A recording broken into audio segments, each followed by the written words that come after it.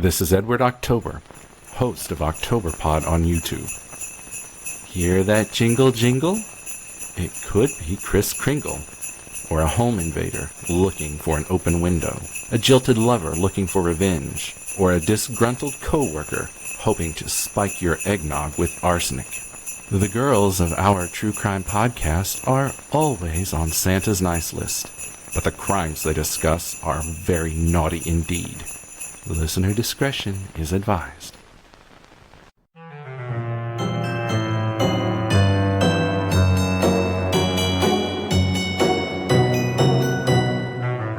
This is the Grinch here. Glen Thinks Stuff is on the other side of Whoville, so he asked me to fill in. Merry Christmas, Happy Holidays from the Glen Thinks Stuff podcast to our friends over at our True Crime podcast. That sounds more like Sean Connery. But Happy Holidays, Merry Christmas from the Glen Thinks Stuff podcast and Sean Connery. May your days be very white. Okay, bye.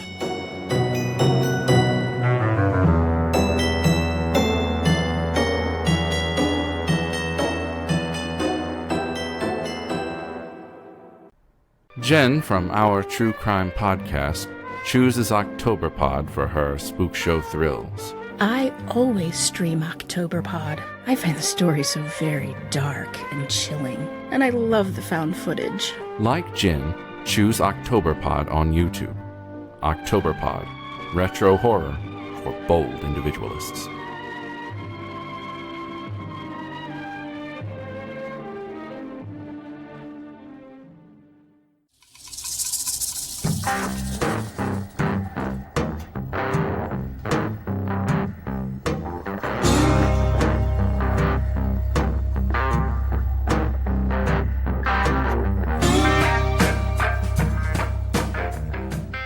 Hi, Jen. Hey, Camille, how are you? I'm great. How are you? I'm great. We're on our fourth Nightmare Before Christmas.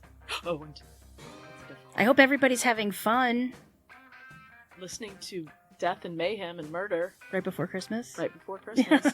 Kind of puts everything No, in I hope perspective. everybody's enjoying this, though. I mean, we thought it was going to be fun, so I hope you guys are enjoying it, and please give us feedback if you like it, or if you just want us to shut up, go away into oblivion, No. never to be heard from again. Then we'd get all mad and angry. Exactly. We'd be sad. It would be sad. Be very sad. All right, so this is the fourth installment of our 12 Nightmares Before Christmas, Yay! which means I have a case featuring 4 victims. 4 victims. Yes. All right, I'm ready. Suck it to me. So on Saturday, March 9th, 1985, a couple named Edward Smith and Kimberly Levine wanted to get away for the weekend, right? Makes sense. Must be nice with no kids. See, that's what you can do. Mhm. Their plan was to travel 3 hours away to Grant County, Washington. This is in the state of Washington, located off the I-90, and explore the surroundings. The state of Washington's beautiful. My sister lives there. Nature. Hi, Mhm. Vic. Hi, Vic. I'm your favorite. It sounds like a fun vacation. I like doing that. Except, Oh, that doesn't sound fun. There's always that except. it's unknown what exactly transpired during this trip in the subsequent hours in the middle of the night, but on the following afternoon, the deceased body of Edward Smith was found in a gravel pit near the Wanapum Dam. Edward's wallet and any form of ID were gone.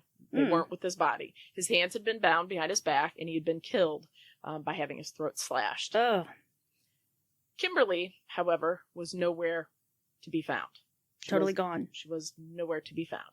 On Monday, March 11th, 1985, Edward and Kimberly's employers called the King County Sheriff's Department when they failed to arrive for work. Wow. A missing persons investigation was filed.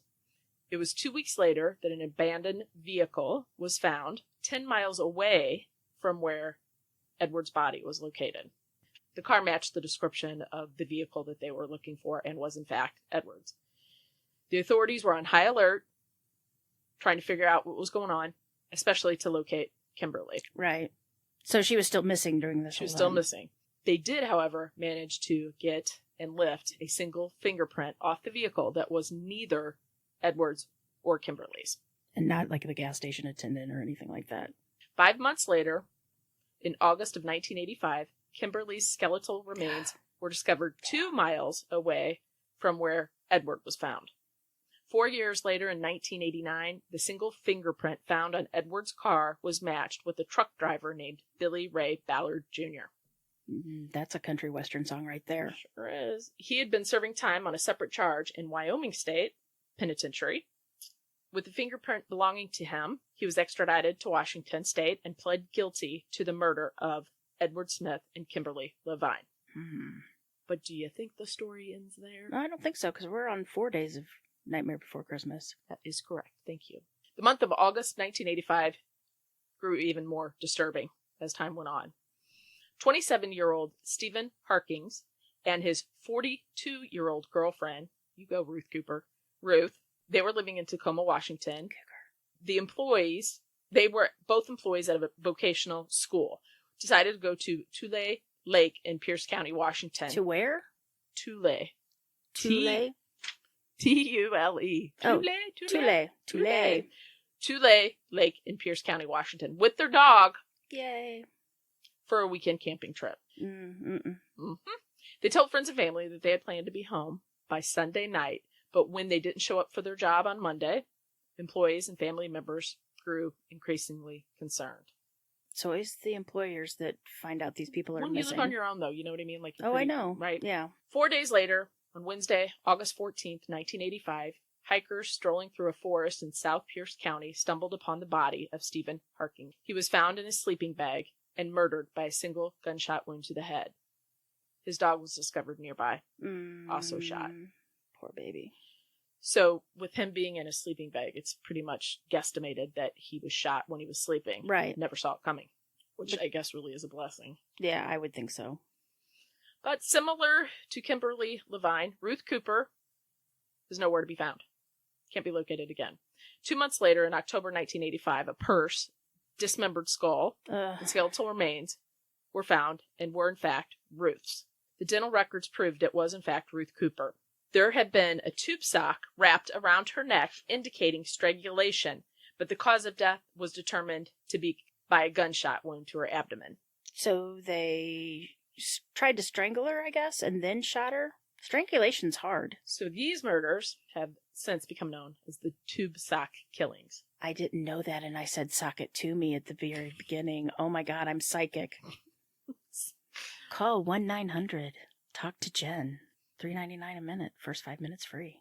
Nearly 2 months later, on Thursday, December 12th, 1985, 36-year-old Mike Reamer, his 21-year-old girlfriend, Diana Robertson, and their 2-year-old daughter, Crystal Robertson, settled in their 1982 Plymouth pickup truck early one morning, left their house in Tacoma, Washington, to go an hour and a half away to find a Christmas tree for the holiday and check on some animal traps he had set up in the vicinity. Later that afternoon, 2-year-old Crystal Robertson was discovered aimlessly walking around a Kmart shopping center. Now, this was 30 minutes away in Spanaway, Washington. 30 minutes away? She's 2, so keep all this thinking here, obviously, and she's so little. Of course, right? Yeah. So the employees and customers just thought she was lost from, the store, the area there. So they called the police, and the police came, and they searched the store, they searched the area, they talked to people. They couldn't find anyone. And being 2, she couldn't really speak very well, or know her mom and dad's name or anything. Poor baby. They didn't know what to do with her, so they put her in a temporary foster home, declared her missing, okay? Now they started spreading her picture across newspapers and television stations all across Washington, and then it ventured out a little bit on the, Oregon and things like that too. Shortly after this, Crystal's grandmother recognized her granddaughter and acquired guardianship. Thank goodness. When she asked her where her parents were, the little baby girl could only proclaim, "Mommy is in the trees." I'm not sure if that means maybe she watched her walk into the woods, or I don't know. Mommy is in the trees? Mm-hmm. Maybe Mom hid for a little while? That's creepy. So the mysterious disappearance of Mike Reamer and Diana Robertson was starting to turn into a cold case, since there was no leads, except for the little baby girl. It wouldn't be until Tuesday, February 18th, 1986, when a motorist discovered a red 1982 Plymouth pickup truck and Diana's deceased body in a forested area on Washington State Route 7. Her cause of death was the result of 17 stab wounds and a tube sock tightly fastened around her neck. Oh, that... So the Lewis County Sheriff's Department arrived at the scene with bloodhounds, and they were looking for evidence, and Mike Reamer was missing. When they examined the truck, they found bloodstains all across the front seat and a handwritten note in a manila envelope saying, "I love you, Diana."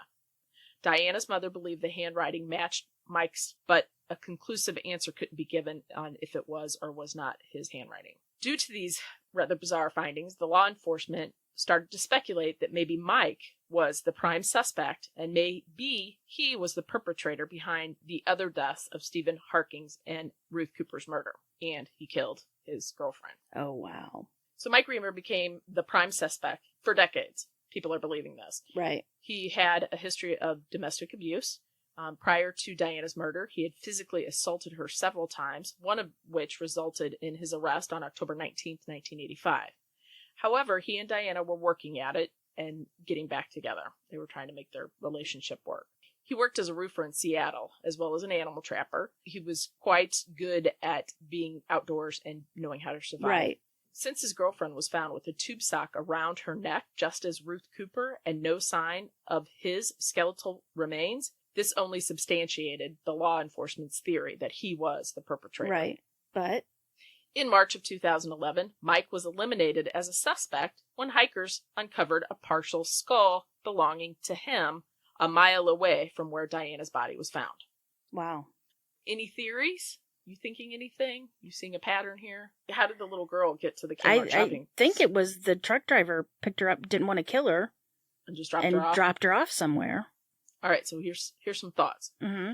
So Billy Ray Ballard Jr. was convicted of abducting, torturing, and raping 2 women in Wyoming. So he's a good guy. He was the one that the fingerprint belonged to on Right. the first couple, Mhm. okay? There's no evidence to suggest, though, he had any part in any of these other murders, and the MO was different. Right. When law enforcement were investigating the murder of Stephen Harkins and Ruth Cooper, they discovered an interesting but unidentified person of interest. According to friends of the couple, Mm-hmm. maybe this was just hearsay, a man showed up at a wedding reception looking for Stephen. He was very irate. When the friends of Stephen asked the individual about this, like, what's your problem, dude? He stated that there was a dispute between the two of them because Stephen had damaged his motorcycle. Did you kill somebody over a motorcycle? No. No. So then we have to take a look at Mike Reamer and see if he's guilty of killing his girlfriend Right. and the other couples, because those two actually went together. An autopsy was performed on him, but it could not conclude how or when he passed away. There was no hole in his skull, so Right. he wasn't shot in the head, or so they think.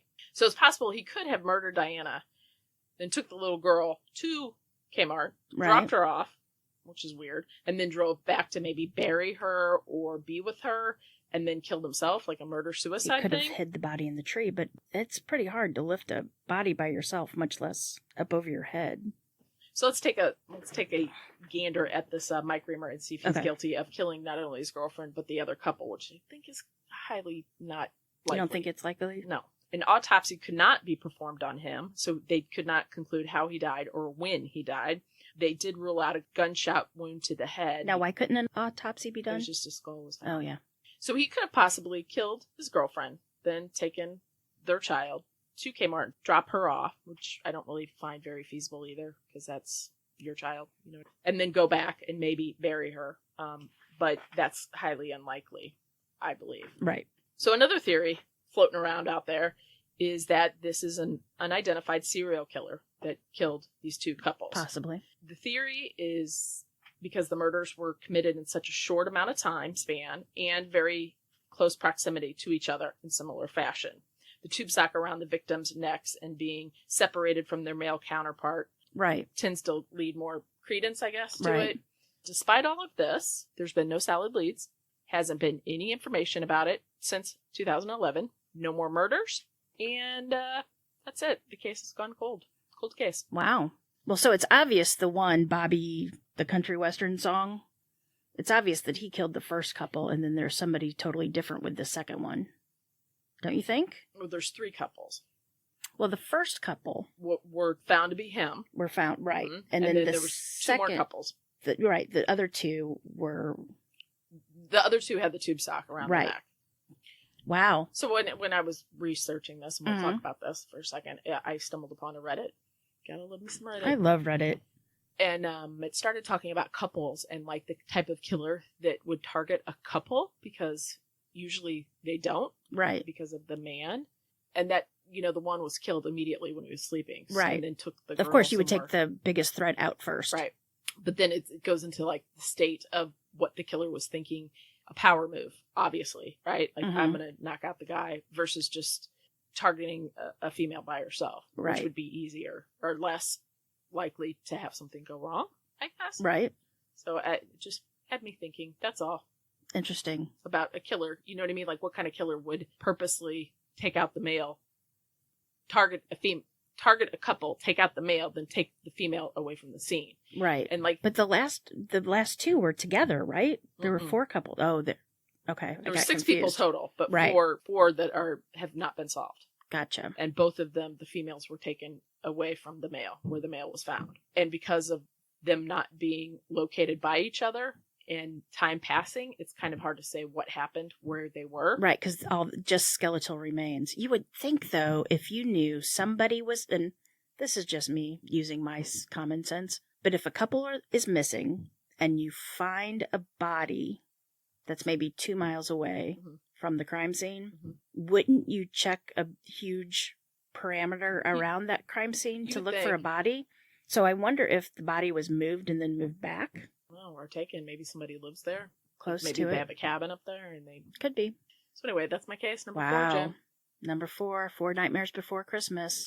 After these cases, I'm never going into the woods. I'm Mine. never camping, ever. I'll still I camp. don't like I it. And, my youngest is dying to go camping. And I'm like, can't we just set up a tent in the backyard? I mean, It's close to the That's more woods. dangerous than going out to the woods. Is it? I would think so. In the backyard of a house? Yes. Why? Because I don't trust people. Well, I'm a scaredy cat. Well, I know you're a scaredy cat, but I would be more apt to trust my neighbors than just some random person at a campsite. Jason. Camp Crystal Lake. Camp Crystal Lake, but that was camp counselors. He just went after camp counselors. He didn't go. Only the camp counselors who were naughty and on Santa's bad list. All right, Jen, that's it. We're done. All right, well, that was an interesting case. I'd never heard of the tube sock killer. Oh, wait till you hear the 6th night. I tell you what. Oh, I've got my next one coming up. Well, remember, right. Lock your doors. And keep passing by those open windows. Bye-bye. Love ya. Wanna what? Want a palm? Palm? Want a palm. Wanapom. Okay. It's Native American. Really? Thought it was German. Edward's wallet. You love me. The car matched descriptions given by the employers and family members to Edward. Wait, you know what I mean? Hold on. She had been crying. The employees and customers. In distress. They- Say that again. No, it's distraught. She was distraught. Yeah, you said in distraught. Oh, I'm sorry. Whoa. Oh, in total distraught is what I wrote. Sorry. Yeah. Isn't that weird? I guess in 82 people wore tube socks a lot. Still. Yeah, with the stripes, they were your athletic socks. Yes. Athletic supporters. Yeah. The Lewis County Sheriff's... And you have to remember that they didn't really wear tennis shoes a lot either. They wore those dress shoes. I remember my brother always had those Levi shoes with a thick black. Terrible. They were awful. And it wasn't like today we wear tennis shoes every day. We rarely, Yeah. So you have any thoughts on this shit? No. Really? Like, how did that little girl get 30 miles away? I'm thinking it was a truck driver, right? The killer? Mm-hmm. I don't know. And then how did Mike... Or... I wasn't really listening because I was trying to shoot off an email to OctoberPod. I know. I noticed. That's because I'm talking. You're not commenting. Okay, you want to start over and I'll comment more? No. You gotta knock it out. Knock these out. So. I didn't trip that time. I know. It was close. I was looking for you. Stompy McStomperstins are upstairs.